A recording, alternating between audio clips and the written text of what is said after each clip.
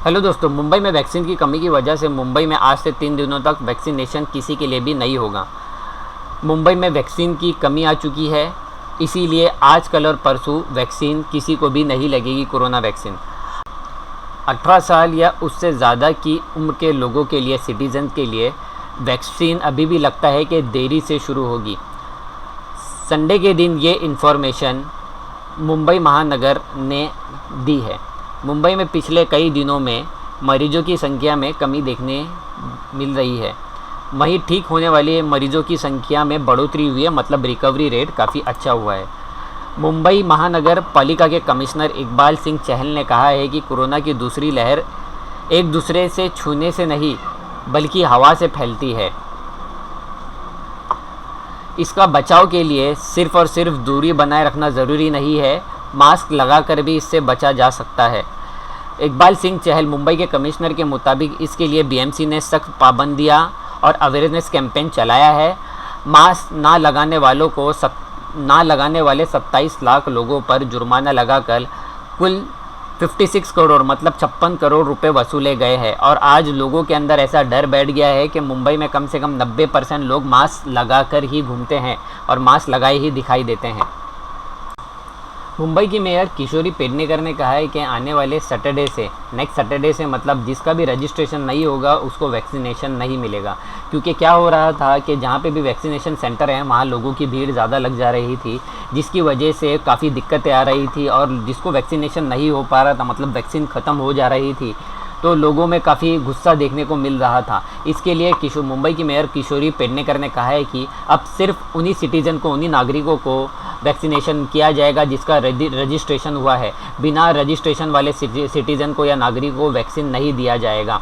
पहले क्या होता था कि लोग बिना रजिस्ट्रेशन करवाए भी लाइन में लग के सुबह सुबह जाके अपना वैक्सीनेशन करवा लेते थे लाइन में खड़े होके, लेकिन उसके चलते काफ़ी भीड़ होने लग गई। क्योंकि कोरोना वायरस ही ऐसा है कि भीड़ ना होने दिया जाए, लेकिन वैक्सीनेशन के लिए ही काफ़ी भीड़ होने लग गई थी। इसी वजह से रजिस्ट्रेशन का प्रोसेस अभी आम किया गया है और उसी वजह से उसके सर्वर पे काफ़ी लोड पड़ चुका है।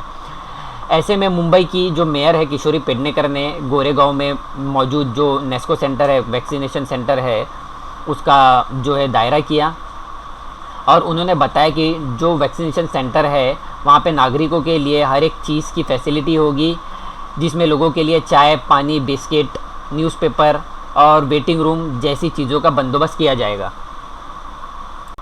महाराष्ट्र में एक बार फिर से 15 दिनों के लिए लॉकडाउन जो है बढ़ाया गया है। महाराष्ट्र में कोविड-19 के केस इतने हो चुके हैं कि वो काबू में नहीं आ रहे हैं। इसके बाद जैसी कि लोगों को उम्मीद जताई जा रही थी कि हो सकता है वापस 15 दिनों के लिए लॉकडाउन बढ़े, तो फिर से एक बार 15 मई तक के लिए लॉकडाउन को बढ़ाने की घोषणा की गई है। इसके तहत इसके मुताबिक एक कैंपेन चलाया जा रहा है जिसको ब्रेक द चेन जिसको बोल रहे हैं, और जिसमें सख्त से सख्त पाबंदियाँ 15 मई तक लागू करेंगे। अब जो स्टेट है, महाराष्ट्र स्टेट है, इसमें कोरोना की स्थिति काबू में नहीं आ रही है। इसके लिए जो भी मंत्रियों की, मिनिस्टर्स की बैठक हुई थी उसमें उन्होंने लॉकडाउन का ही सजेशन दिया है। और अभी भी कुछ अस्पतालों में बेड नहीं है, ऑक्सीजन की कमी है, दवाइयों की कमी की खबर सामने आ रही है। इसके पहले मीडिया से बात करते हुए जो हेल्थ मिनिस्टर हैं महाराष्ट्र के, राजेश टोपे ने बताया था कि स्टेट में लॉकडाउन होना ही चाहिए चेन ब्रेक करने के लिए। और गुरुवार के दिन एक आदेश जारी किया गया कि राज्य में, मतलब स्टेट में 15 मई तक के लिए लॉकडाउन बढ़ाया जाएगा, प्रतिबंध रखा जाएगा।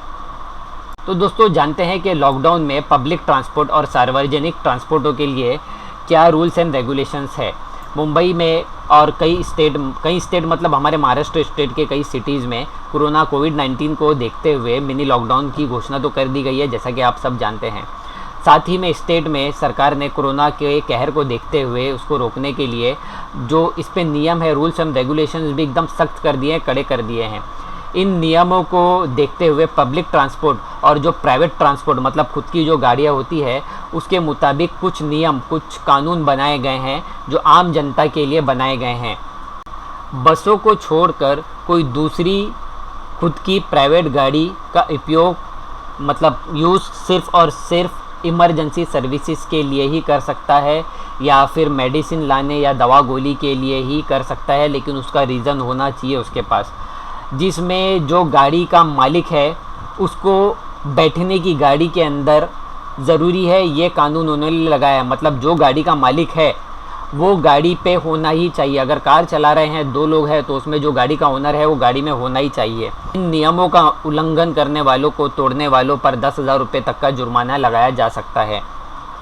निजी मतलब जो प्राइवेट बसें हैं, प्राइवेट बसों में बैठने की जो कैपेसिटी है वो 50% तक हो सकती है। खड़े होने वाले जो पैसेंजर है उनको, पैसेंजर को खड़े होने की परमिशन नहीं है। बस ऑपरेटर जो है एक शहर से दूसरी शहर में जाने के लिए सिर्फ़ और सिर्फ 2 जगह पे ही रुकना पड़ेगा, ये नियम आया है। और आपका जो भी बस में, अगर आप सिटी ट्रैवल कर रहे हैं, एक शहर से दूसरे शहर जा रहे हैं, तो स्टॉप पे मतलब बस स्टॉप पे जो भी यात्री उतरेगा उसके हाथ में 14 दिन का क्वारंटाइन का मोहर लगा दिया जाएगा और बस कंपनी इस मोहर को लगाने का काम करेगी। थर्मल स्कैनर का यूज़ किया जाएगा किसी व्यक्ति में कोरोना के कोई लक्षण है या नहीं देखने के लिए। अगर है तो उसे कोरोना केयर सेंटर में भेजा जाएगा या वैसे किसी सेंटर में भेजा जाएगा।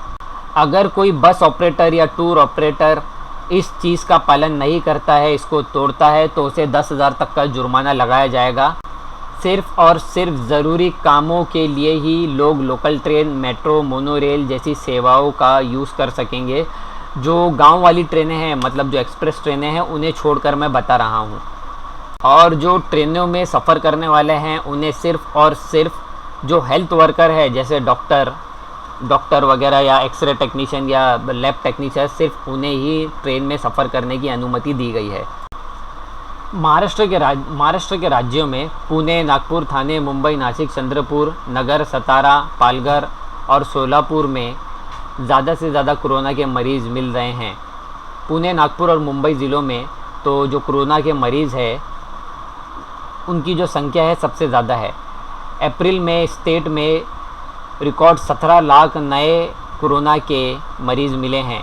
एक महीने में इतने मरीज़ों को किसी दूसरे राज्यों में नहीं देखा गया है। मतलब सबसे ज़्यादा मरीज़ सिर्फ़ और सिर्फ इन्हीं सिटी में मिले हैं। ऐसे 10 ज़िलों में 7 लाख से ज़्यादा मरीज़ पाए गए हैं। तो दोस्तों, वीडियो अच्छी लगी हो तो हमारे चैनल को सब्सक्राइब कर देना, वीडियो को लाइक कर देना, कमेंट भी कर देना और ज़्यादा से ज़्यादा शेयर भी कर देना।